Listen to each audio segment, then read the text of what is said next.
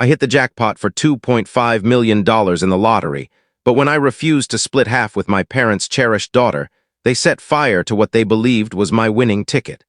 I chuckled as their scheme went up in flames.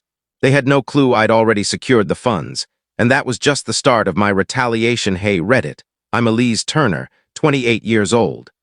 Until a few months ago, I was the overlooked daughter in a family that orbited around my younger sister, Natalie. She was the star, perfect grades, prom queen, dad's pride and joy. Me? I was the spare, the shadow, the one who cleaned up everyone's messes without a single thank you. I've been working since I was 16, saving every dime. I never expected much, truthfully. After college, I landed a job as a dental office receptionist while pursuing my MBA part-time. I earned a nod for graduating with honors, but I stayed humble. Being ignored was my normal. That all shifted one evening when I stopped at a gas station for a soda and on a whim bought a lottery ticket. I scratched it in my car. $2.5 million. My heart raced so fast I thought I'd faint. The next day, I visited the lottery office, verified the win, and chose the lump sum, about $1.6 million after taxes. It felt like the universe had finally acknowledged me. For once, I had choices. I kept it quiet at first, wanting to be cautious. I consulted a financial planner, established a trust, and opened a secure account. Everything was done meticulously and by the book. No debts, no kids, no spouse. Just a wide-open future. 2 weeks later, I shared the news with my family at dinner, hoping they'd be thrilled for me. I was mistaken. The second I mentioned the lottery, my mom's fork clattered against her plate. Dad sat up, alert. Natalie's eyes gleamed with a look I knew too well, not joy for me, but avarice. Mom spoke first. "Sweetie, you know Natalie's been struggling since her breakup. She could use some support." Dad chimed in, "Exactly. Families share their fortunes. It's only right you give her a big chunk, maybe half." I was floored, half, just like that. Natalie didn't even pretend to be grateful. She shrugged and said, "Yeah, that's fair. You don't have loans or a house payment. What do you even need it for?" That's when it hit me. They didn't truly see me. To them, I was just a tool for their wants. I set my fork down calmly and said, "I'm not giving half to anyone. This is my money. I've worked hard my whole life and I'm using it to shape my future. I don't owe anyone anything." The room went silent. Then Mom laughed. "Oh, Elise, don't be absurd. You're being selfish." Dad nodded, muttering, "Ungrateful even, after all we've done for you." I left without finishing dinner, my hands trembling, but I held back tears. Not this time. The next morning, things spiraled. I woke to the smell of smoke, not a blaze, but something burning outside. I rushed out in my pajamas and froze at the sight of my parents, and Natalie gathered around a small metal drum, flames licking inside. Dad held what looked like a folded sheet, its edges charring. I ran over. "What are you doing?" Mom turned, smug. "If you won't share, you get nothing. We burned the ticket. You're penniless now." Natalie smirked, arms crossed like a villain in a cheap drama. I stared at the ashes and burst into laughter, not from joy, but from sheer disbelief. Their faces faltered, confused. I took a deep breath. "You thought I'd leave the ticket lying around? That was a symbolic copy. The real money was transferred to my account weeks ago. Most of it's already invested."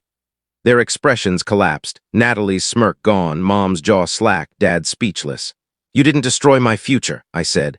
"You just proved what I always suspected growing up, that I was never truly your daughter, just a means to an end."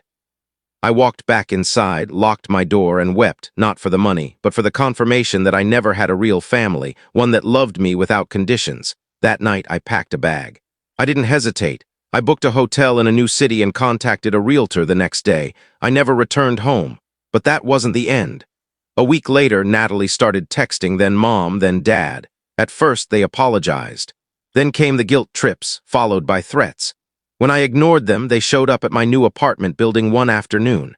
I watched from my window as Dad banged on the entrance, shouting my name. The police removed them from the property. I thought that would be the end. I was wrong again.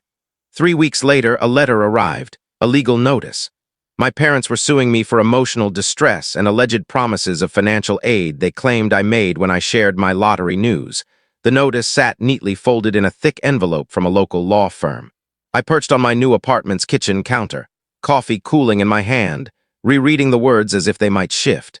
My parents were suing me, not for debts or wrongs, but for emotional distress and supposed verbal commitments of support they said I'd made. I almost laughed, but there was no humor, only weariness. I hadn't spoken to them since they burned the fake ticket. I'd changed my number, blocked their emails, and instructed my building's doorman to admit only a select few.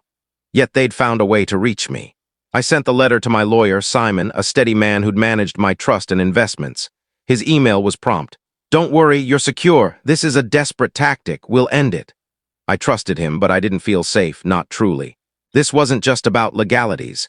It was about betrayal by those who raised me, confirming my deepest fear. That I was only valuable when I had something they wanted. A week later, we had our first court date. I arrived in a navy suit, hair neatly tied, makeup subtle. Natalie trailed our parents, dressed in heels that demanded attention and a dress too bold for court. Mom offered a forced smile. Dad avoided my gaze. Their case was flimsy, built on vague claims of conversations that never happened. Mom sobbed on the stand. Dad threw in barbs about how I'd be nothing without their support. Natalie smirked throughout, as if expecting a payout the moment court ended. My lawyer dismantled their lies effortlessly. Within an hour, the judge dismissed the case, warning them that further attempts could lead to penalties. I should have felt victorious. I didn't. Winning didn't erase the hurt. I left the courthouse quietly, tears pricking my eyes. Simon suggested lunch to celebrate. I declined, wanting only the solace of my apartment. That night, I turned my phone back on. Voicemails flooded in, some from old high school acquaintances suddenly recalling me, others from Natalie's friends guilting me on her behalf. The worst were Mom's. No apologies, just pleased to be reasonable and reminders that Natalie needed help more than I did. At one point, she said, "We raised you. We deserve what's ours." That was it. The next day, I wrote a letter, not a text or email, but a handwritten one, every word sharp and deliberate. "Dear Mom and Dad, this is my final message to you. I gave you every chance to celebrate my moment of luck. Instead, you tried to claim it. You demanded I give half my winnings to Natalie as if I owed her my success. You burned a fake ticket thinking it would break me, and when that failed, you dragged me to court. You didn't just betray me for money. You showed you never valued me as your daughter. I was just a resource, quiet, obedient, and expendable. That stops now. I'm done with you. I've changed my number, my address, my life. You're not welcome in it. Further contact will go through my lawyer. And Natalie, if you read this, you once said I'd never be more than a shadow in your perfect life.